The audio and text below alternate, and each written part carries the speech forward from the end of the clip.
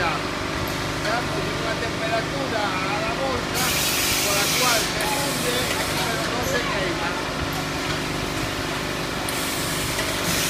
Después hay una mesa, la mesa es giratoria para que se repartan y metemos una caixa.